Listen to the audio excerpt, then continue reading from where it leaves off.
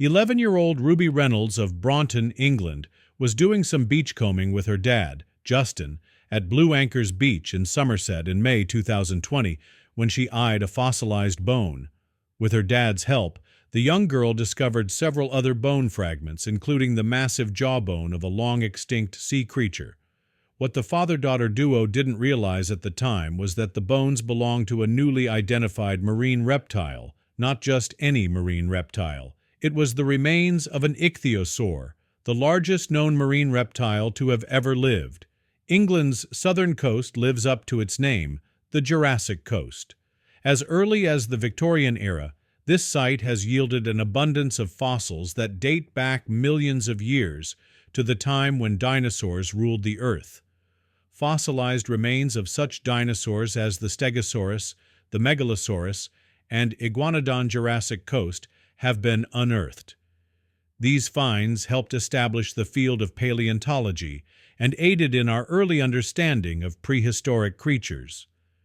The coastal areas still attract paleontologists and amateur fossil hunters, like Ruby Reynolds and her father. The Reynoldses did not know what kind of animal their fossils belonged to, but they believed their discovery was potentially significant. They decided to take their discovery to an expert. Dr. Dean Lomax is an expert in the study of ichthyosaurs. A paleontologist at the University of Manchester and a 1851 research fellow at the University of Bristol in the UK, he has experience identifying the fossil finds of southern England. In fact, he has identified and named several new species of ichthyosaurs. Dr. Lomax had seen a jawbone similar to the one Ruby Reynolds found. It was part of the collection of his friend and fellow fossil expert, Paul de la Salle. De la Salle found his jawbone in May 2016 along the coast of Lillestock. Lomax and de la Salle had even co-authored a report on the jawbone, which Lomax suspected belonged to an undiscovered species of ichthyosaur. Their report had concluded that more research and additional fossil evidence was needed to confirm their suspicions. Did Ruby Reynolds find the evidence they needed? The ichthyosaurs were a group of marine reptiles that lived during the Triassic, Jurassic, and Cretaceous periods, which extended from about 250 to 90 million years ago. The name Ichthyosaur comes from the Greek words meaning fish lizard in Greek.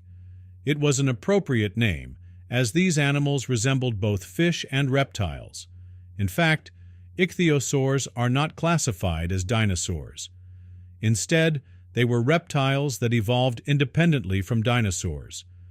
Ichthyosaurs looked like modern-day dolphins.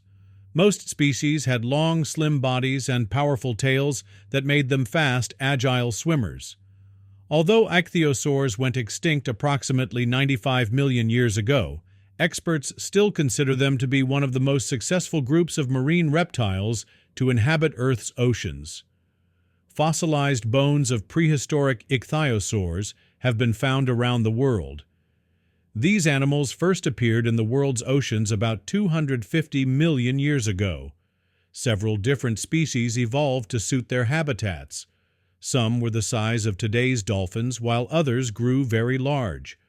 The largest ichthyosaur species died out about 200 million years ago during an ocean acidification event.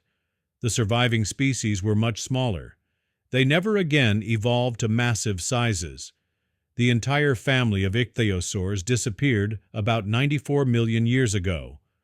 Dr. Lomax and de la Salle were so intrigued by the fossilized jawbone that Ruby Reynolds found that they asked the Reynoldses to return to Blue Anchor.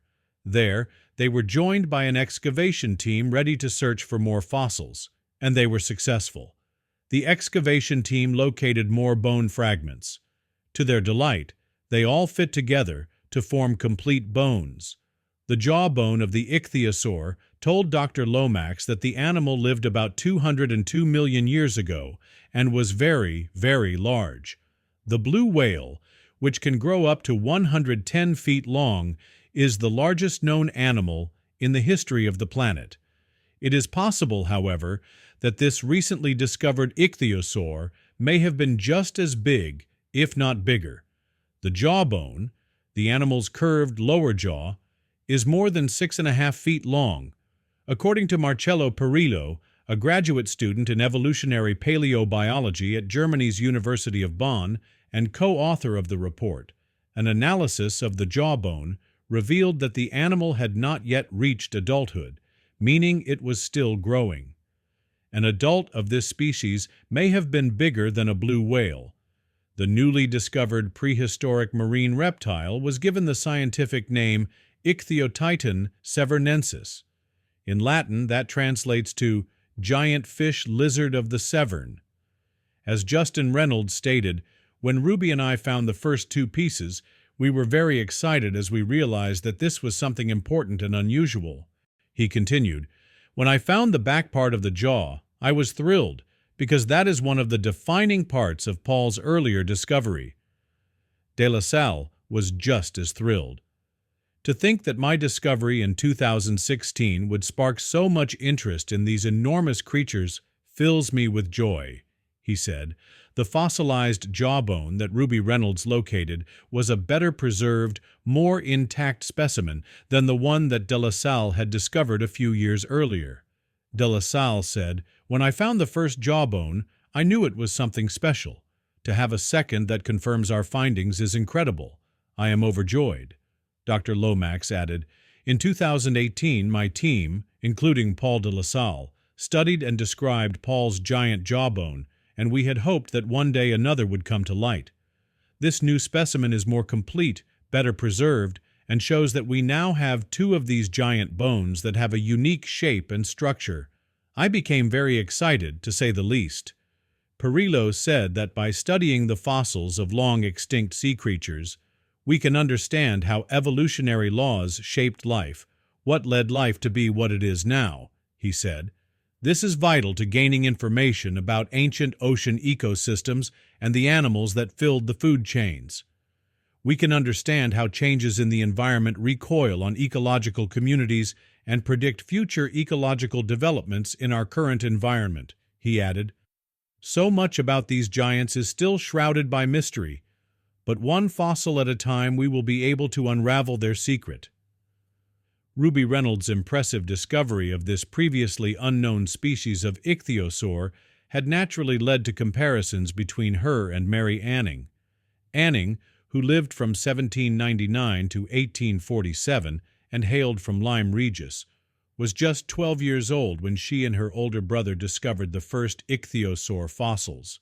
The Anning children supplemented their family's meager income by finding and selling interesting fossils to curious collectors. In fact, the tongue twister, "She sells seashells by the seashore," was written about Mary Anning. Although she lacked a formal education, Mary Anning was a keen observer who learned how to identify the fossils she found. Her discoveries were made before the word dinosaur was even coined. In many ways, she was the world's first paleontologist. Sadly, Mary Anning lived at a time when the scientific community downplayed the contributions of women. Her discoveries of Ichthyosaur fossils were credited to others, well-to-do men, and her name was relegated to a footnote in science books until well after her death. Dr. Lomax called Ruby Reynolds a Mary Anning in the making. He noted that not only did she find this important fossil, but also helped to name a type of gigantic prehistoric reptile. There are probably not many 15-year-olds who can say that. But whether or not Ruby goes down the path of paleontology or science, the important thing is that she and Justin and Paul have contributed immensely to paleontology and our understanding of the ancient world, he added. According to Ruby Reynolds, "It was so cool to discover part of this gigantic Ichthyosaur.